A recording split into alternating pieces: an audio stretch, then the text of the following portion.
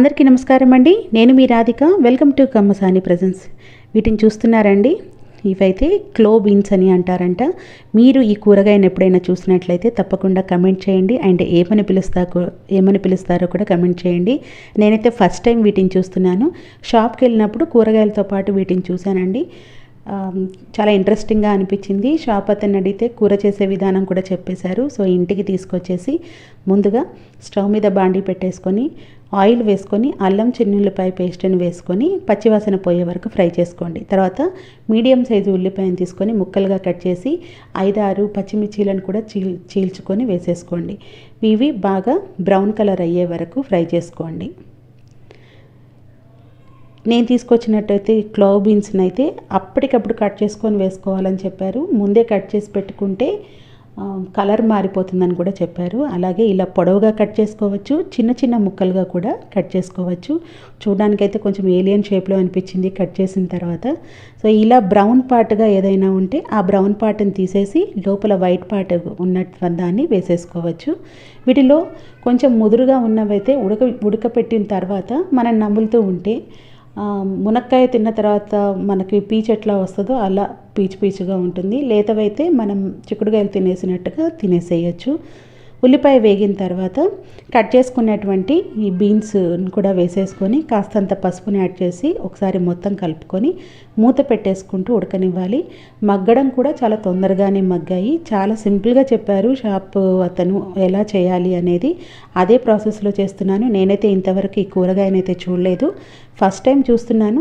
ఏదైనా first time చూస్తే ఇంట్రెస్టింగ్గా అనిపిస్తుంది ఎలా చేయాలి అనేది. నాకైతే ఇంట్రెస్టింగ్గా అనిపిస్తుంది. మీకు దొరికితే కూడా కంపల్సరీగా ప్రిపేర్ చేసుకోండి.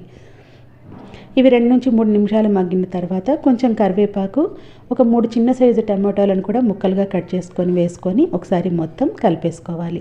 వీటిని మూత పెట్టుకొని మగ్గనివ్వాలి. టమాటా అంతా కూడా బాగా మగ్గితే ఈలోపు బీన్స్ కూడా మగ్గిపోతాయి. నేను తీసుకుంది స్టీల్ బాండి కాబట్టి కాస్త అడుగంటుకుందండి. సో కంటిన్యూస్గా మూత తీస్తూ కలుపుకుంటూ ఉండాలి. చాలా సింపుల్గా అయిపోయింది. పెద్ద పనిగా కూడా ఏం లేదు. కట్ చేసుకోవడం కానీ క్లీన్ చేసుకోవడం కానీ పెద్ద పనిగా అయితే ఏం లేదు, సింపుల్గా అయిపోతుంది. తర్వాత తగినంత ఉప్పును వేసుకొని దీంట్లోకి నేను నువ్వులు, పల్లీలు, చెక్క, లవంగము ఇవన్నీ కలిపి పౌడర్ చేసి పెట్టుకున్నానండి. అది కర్రీస్లోకి వాడుతున్నా అదే పౌడర్ని వేసుకుంటున్నాను. మీ దగ్గర రెడీగా పౌడర్ లేకపోతే పల్లీలు, నువ్వులు, ధనియాలు ఇవన్నీ కలుపుకొని పౌడర్ చేసి ఒక 2-3 స్పూన్ల వరకు ఆ పౌడర్ని కర్రీలోకి అయితే యాడ్ చేసుకోండి. టేస్ట్ చాలా బాగుంటుంది.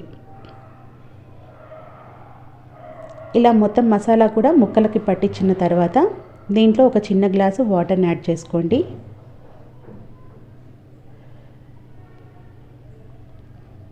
ముక్క కూడా చాలా తొందరగానే ఉడికిపోతుంది. వాటర్ని యాడ్ చేసుకున్న తర్వాత తగినంత కారాన్ని వేసుకోండి.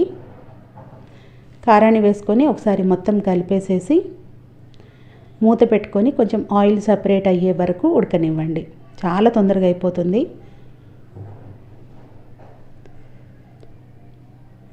ఇలా కాస్త ఆయిల్ సపరేట్ అయిన తర్వాత తీసేసుకున్నారు అని అంటే రుచికరమైనటువంటి కర్రీ అయితే రెడీ అయిపోతుంది. నేనైతే రైస్లోకి టేస్ట్ చేశాను. సాయంత్రం మిగిలితే చపాతీలో కూడా తిన్నాను. రైస్ చపాతీల్లోకి రెండిట్లోకి చాలా బాగుందండి.